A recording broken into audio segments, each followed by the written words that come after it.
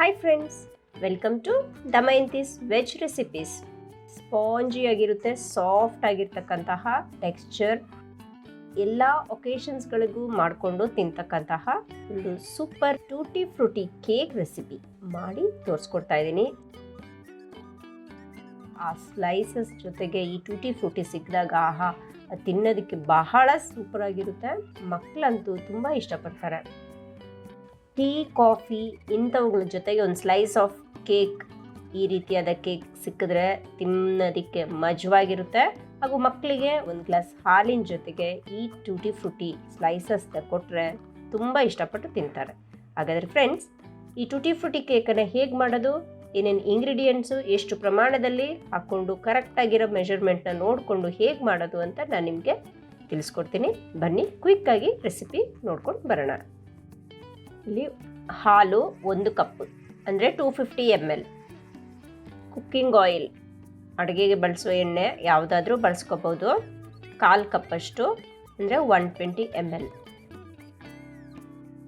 Pineapple essence ಅರ್ಧ teaspoon, maida ಹಿಟ್ಟು 1/4 cup, ಸಕ್ಕರೆ ಪೌಡರ್ ಮಾಡ್ಕೊಂಡಿರ್ತಕ್ಕಂಥದ್ದು ಅರ್ಧ cup, baking powder 1 teaspoon, baking soda ಅರ್ಧ ಟೀ ಸ್ಪೂನ್, ಉಪ್ಪು 1/4 ಟೀ ಸ್ಪೂನ್, ದಾಲ್ಚಿನ್ನಿ ಪುಡಿ 1/4 ಟೀ ಸ್ಪೂನ್, ಲವಂಗ ಪುಡಿ 1/4 tea spoon, tutti Frooti 1 table spoon, ಗೋಡಂಬಿ, ಪಿಸ್ತಾ, ಬಾದಾಮ್ 3 ಕ್ರಷ್ ಮಾಡ್ಕೊಂಡಿದ್ದೀನಿ, 1 ಟೇಬಲ್ ಸ್ಪೂನ್ ಅಷ್ಟಿದೆ. ಕೇಕ್ ಮಾಡಬೇಕಾದ್ರೆ ಕೆಲವೊಂದು ಸ್ಟೆಪ್ಸ್ಗಳನ್ನ ಫಾಲೋ ಮಾಡಬೇಕಾಗುತ್ತೆ. ಅದರಲ್ಲಿ ಮೊದಲನೇದಾಗಿ ನಾನಿಲ್ಲಿ ಬಟರ್ ಮಿಲ್ಕನ್ನು ತಯಾರು ಮಾಡ್ಕೊತಿದ್ದೀನಿ. ಇದೀಗ ಮೊಸರನ್ನು ತಯಾರು ಮಾಡ್ಕೊಳ್ಳೋಣ. 1/4 ಕಪ್ಪಷ್ಟು ಹಾಲಿಗೆ ಅರ್ಧ ಹೋಳಷ್ಟು ನಿಂಬೆ ರಸನ ಹಾಕ್ಕೊಂಡು ಹಿಂಡ್ಕೊತಾ ಇದ್ದೀನಿ. ಇದನ್ನಿವಾಗ ಒಂದು ಸ್ಪೂನಲ್ಲಿ ಸ್ವಲ್ಪ ಈ ಥರ ಕಲಿಸ್ಕೊಳ್ಳಿ. ಕಲಿಸ್ಕೊಂಡ್ಬಿಟ್ಟು ಒಂದು ಸೈಡಿಗೆ ಇಟ್ಬಿಡಿ. ಇದು ಮೊಸರು ಹೆಪ್ಪಕಟ್ಟಕ್ಕೆ ಬಿಡೋಣ. ಅಷ್ಟರಲ್ಲಿ ಕೇಕ್ ಮೌಲ್ಡ್, ಒಂದು 8 ಇಂಚ್ ಮೌಲ್ಡನ್ನು ಎಣ್ಣೆ ಹಾಕಿಬಿಟ್ಟು ಸವರ್ಕೊಂಡು ಕ್ಲೀನಾಗಿ ಸವರ್ಬಿಟ್ಟು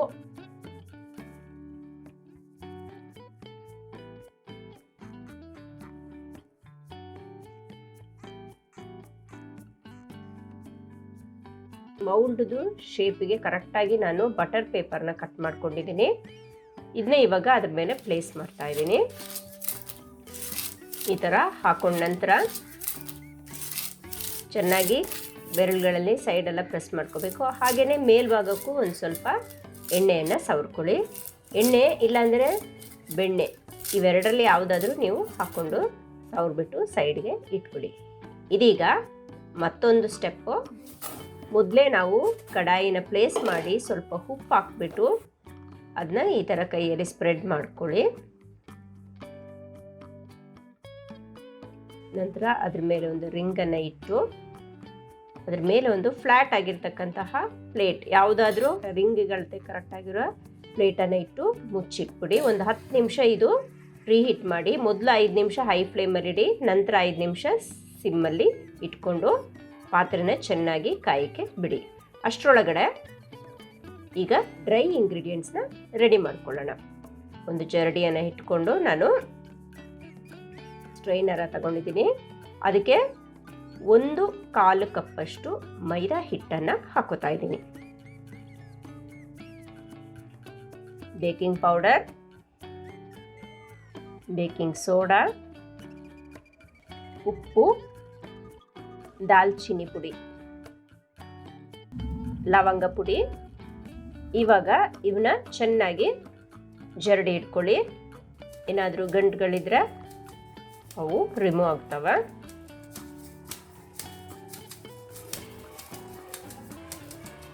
ಇದೀಗ ಆಗಿದೆ. ಒಂದು ಸ್ಪೂನು ಇಲ್ಲಾಂದರೆ ವಿಸ್ಕರಿಂದ ಒಂದು ಸತಿ ಪುಡಿನ ಎಲ್ಲ ಕ್ಲೀನಾಗಿ ಮಿಕ್ಸ್ ಮಾಡ್ಕೊಳ್ಳಿ. ಈಗ ವೆಟ್ ಇಂಗ್ರೀಡಿಯೆಂಟ್ಸ್ ರೆಡಿ ಮಾಡ್ಕೊಳ್ಳೋಣ. ಪುಡಿ ಮಾಡಿರುವ ಸಕ್ಕರೆ ಹಾಕೋತಾ ಇದ್ದೀನಿ. ಸ್ವೀಟ್ ನೀವು ಎಷ್ಟು ಬೇಕೋ ನೀವು ಕಡಿಮೆ ಮಾಡ್ಕೋಬೋದು. ಅಡುಗೆಗೆ ಬಳಸ್ತಕ್ಕಂಥ ಎಣ್ಣೆ ನಾನಿಲ್ಲಿ ಆಲಿವ್ ಆಯಿಲ್ ಬಳಸ್ಕೊಂಡಿದ್ದೀನಿ. ನೀವು ಕುಕ್ಕಿಂಗ್ ಆಯಿಲ್ ಯಾವುದಾದ್ರೂ ಹಾಕೋಬೋದು, ಇಲ್ಲ ಅಂದರೆ ಬೆಣ್ಣೆಯನ್ನು ಸ್ವಲ್ಪ ಮೆಲ್ಟ್ ಮಾಡಿಕೊಂಡು ಹಾಕ್ಕೋಬೋದು. ಇವನ್ನ ಈಗ ಸ್ವಲ್ಪ ಸಾಫ್ಟಾಗಿ ಮಿಕ್ಸ್ ಮಾಡ್ಕೊಳ್ಳಿ. ತುಂಬ ಪ್ರೆಷರ್ ಹಾಕಕ್ಕೆ ಹೋಗ್ಬಾರ್ದು, ಲೈಟಾಗಿ ಮಿಕ್ಸ್ ಮಾಡಬೇಕು. ಈಗ ಸ್ಪೂನಲ್ಲಿ ಒಂದು ಸತಿ ಸೈಡಲ್ಲಿರುವ ಗಂಟುಗಳು ಅಂದರೆ ಪುಡಿಗಳೆಲ್ಲ ಚೆನ್ನಾಗಿ ಕಲಿಸ್ಕೋಬೇಕು.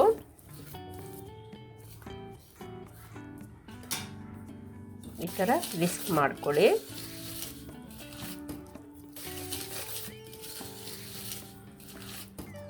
ಈಗ ಮೊಸರು ತಯಾರು ಮಾಡಿದ್ದೆಲ್ಲ ನಾನು ಅದನ್ನ ಇವಾಗ ಹಾಕೋತಾ ಇದ್ದೀನಿ.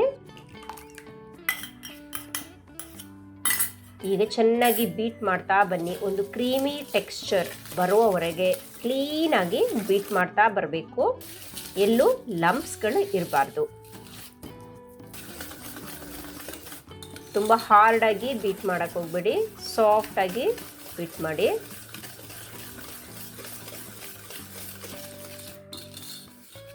ನೀವು ಬೀಟ್ ಮಾಡ್ತಾ ಮಾಡ್ತಾ ಬ್ಯಾಟರಲ್ಲಿ ಬಬಲ್ ಕಾಣಿಸುತ್ತೆ ನೋಡಿ, ಅಲ್ಲಿ ಸಣ್ಣ ಸಣ್ಣ ಗುಳ್ಳೆಗಳು ಕಾಣಿಸಿದಾಗ ಸ್ಟಾಪ್ ಮಾಡ್ಕೊಳ್ಳಿ. ಆವಾಗ ಪರ್ಫೆಕ್ಟ್ ಆಗಿದೆ, ಟೆಕ್ಸ್ಚರ್ ಕರೆಕ್ಟಾಗಿ ಬಂದಿದೆ ಅಂತ. ಇವಾಗ ಡ್ರೈ ಇಂಗ್ರೀಡಿಯೆಂಟ್ಸ್ ರೆಡಿ ಮಾಡಿದಲ್ವಾ, ಅವುಗಳನ್ನ ಸ್ವಲ್ಪ ಸ್ವಲ್ಪ ಹಾಕ್ಕೊಂಡು ಚೆನ್ನಾಗಿ ಮಿಕ್ಸ್ ಮಾಡಿ.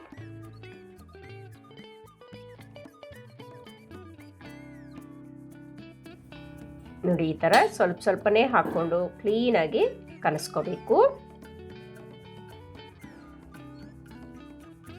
ಒಂದು ಸ್ವಲ್ಪ ಗಟ್ಟಿ ಅಂತ ಅನಿಸುತ್ತೆ, ಆಗ ಅದಕ್ಕೋಸ್ಕರನೇ ಸ್ವಲ್ಪ ಪುಡಿ ಹಾಕ್ಕೊಂಡು ಟೆಕ್ಸ್ಚರ್ನ ಸಾಫ್ಟ್ ಮಾಡೋಕ್ಕೋಸ್ಕರ ಸ್ವಲ್ಪನೇ ಹಾಕ್ಕೊಂಡು ಒಮ್ಮೆಲೇ ಹಾಕ್ಕೊಂಡು ಕಲಿಸ್ಕೊಡೋಕ್ಕೆ ಆಗಲ್ಲ. ಹಾಗಾಗಿ ನೋಡಿ, ನಾನು ಸ್ವಲ್ಪನೇ ಹಾಕ್ಕೊಂಡು ಮಿಕ್ಸ್ ಮಾಡ್ತಾ ಬರ್ತಾ ಇದ್ದೀನಿ. ಇದೇ ರೀತಿಯಾಗಿ ಮಾಡಿ ಪ್ರಾಸೆಸ್ ತುಂಬ ಚೆನ್ನಾಗಿ ಬರುತ್ತೆ ಕೇಕು. ಇಲ್ಲಿ ಕಲಿಸೋ ಮೆಥಡೇ ಮೇಯ್ನಾಗಿ ನೋಡ್ಕೋಬೇಕು.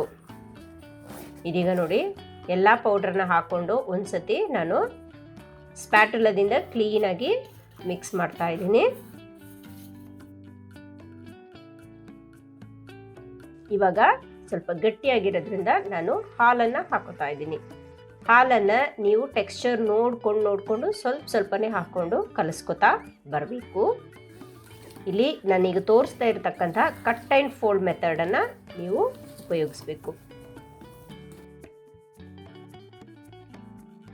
ನೋಡಿ, ಈ ರೀತಿಯಾಗಿ ಕಟ್ ಆ್ಯಂಡ್ ಫೋಲ್ಡ್ ಮೆಥಡ್ ನಾನೀಗ ಮಾಡ್ತಾ ಇದ್ದೀನಿ, ತಿರುಗಿಸ್ತಾ ಇದ್ದೀನಲ್ಲ, ಇದೇ ರೀತಿಯಾಗಿ ತಿರುಗಿಸ್ಬೇಕು. ತುಂಬ ಜಾಸ್ತಿನೂ ನೀವು ಮಿಕ್ಸ್ ಮಾಡೋಕ್ಕೆ ಹೋಗಬಾರ್ದು. ಕೇಕು ಫ್ಲಫಿಯಾಗಿ ಬರಲ್ಲ ಮತ್ತು ಒಳಗಡೆ ಅಂಟ್ಕೋತೆ. ಈಗ ನಾನು ಪೈನಾಪಲ್ ಎಸೆನ್ಸ್ ಹಾಕ್ಕೊಂಡಿದ್ದೀನಿ.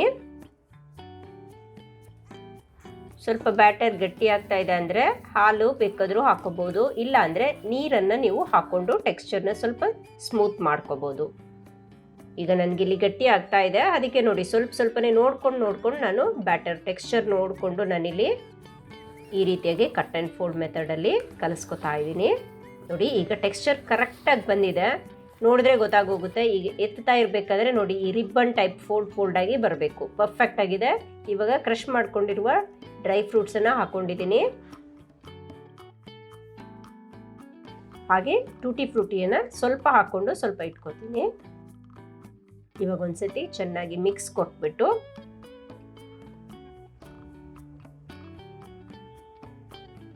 ನೋಡಿ, ಇವಾಗ ಸೂಪರಾಗಿ ಬಂದಿದೆ.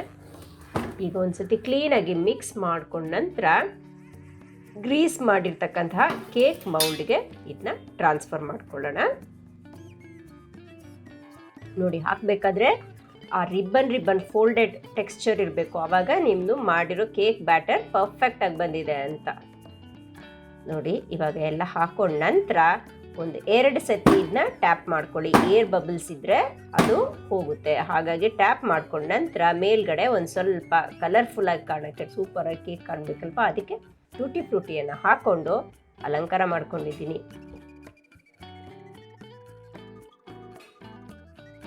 ಇವಾಗ ಇದನ್ನ ಪ್ರೀ ಹೀಟ್ ಮಾಡೋಕ್ಕಿಟ್ಟಿದ್ದಲ್ವಾ, ಕಡಾಯಿಯಲ್ಲಿ ಇಟ್ಬಿಟ್ಟು ಮುಚ್ಚಿಬಿಟ್ಟು ಒಂದು 40ರಿಂದ 45 ನಿಮಿಷದವರೆಗೆ ಬೇಯಕ್ಕೆ ಇಡಬೇಕು. ನೋಡಿ ಫ್ರೆಂಡ್ಸ್, ಆಲ್ಮೋಸ್ಟ್ 40-45 ನಿಮಿಷ ಆದಮೇಲೆ ಈ ರೀತಿಯಾಗಿ ಬಂದಿದೆ, ಪರ್ಫೆಕ್ಟಾಗಿ ಬಂದಿದೆ. ನೀವು ಸಪೋಸ್ ಟೆಕ್ಸ್ಚರ್ ಬೆಂದಿದೆ ಅಂತ ಚೆಕ್ ಮಾಡೋಕ್ಕೆ ಒಂದು ಟೂತ್ ಪಿಕ್ ಹಾಕಿ ಚುಚ್ಚು ನೋಡಿದ್ರೆ ಗೊತ್ತಾಗುತ್ತೆ. ಟೂತ್ ಪಿಕ್ಕಲ್ಲಿ ಅಂಟ್ಕೊಂಡಿದೆ ಅಂದರೆ ಕೇಕು ಬೆಂದಿಲ್ಲ. ಇನ್ನೊಂದು 5 ನಿಮಿಷ ಬೇಯಿಸ್ಕೋಬೋದು. ಇದೀಗ ರೆಡಿ ಆಗಿದೆ, ಪರ್ಫೆಕ್ಟ್ ಆಗಿದೆ. ನೋಡಿ ಟೆಕ್ಸ್ಚರ್ ಮೇಲ್ಗಡೆ ಏನು ಸೂಪರಾಗಿ ಬಂದಿದೆ ಅಂತ. ಸಾಫ್ಟಿಯಾಗಿರ್ತಕ್ಕಂತಹ ಕೇಕ್, ಸ್ಪಾಂಜಿ ಕೇಕ್, ಕಲರ್ಫುಲ್ಲಾಗೂ ಇದೆ ನೋಡೋಕ್ಕೆ. ಮಕ್ಳಿಗಂತೂ ಈ ರೀತಿಯಾಗಿ ನೀವು ಈವ್ನಿಂಗ್ ಟೈಮ್ಗೆ ಒಂದೊಂದು ಸ್ಲೈಸಸ್ ಕೊಟ್ಟರೆ ಬಹಳ ಇಷ್ಟಪಟ್ಟು ತಿಂತಾರೆ.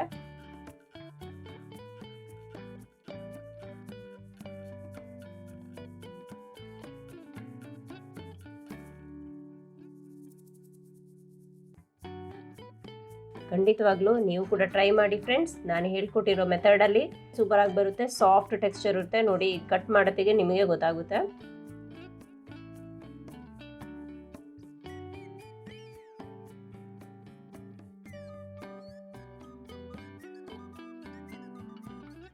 ಒಂದಿಷ್ಟು ಸ್ವಲ್ಪ ಮಾಯಿಸ್ಟ್ ಇರುತ್ತೆ, ಒಂದು ಸ್ವಲ್ಪ ಡ್ರೈನೆಸ್ ಇರುತ್ತೆ, ಹಾಗೂ ಆ ಟೆಕ್ಸ್ಚರ್ ಫ್ಲೇವರ್ ಬಾಯಲ್ಲಿ ಕಚ್ತಾ ಇರಬೇಕಾದ್ರೆ ಟೂಟಿ ಫ್ರೂಟಿ ಫ್ಲೇವರ್ ಇದೆ ಅಲ್ವಾ, ಬಾಯಿಗೆ ಕ್ರಂಚಿನೆಸ್ ಸಿಗುತ್ತೆ, ಸೂಪರ್ ಆಗಿರುತ್ತೆ.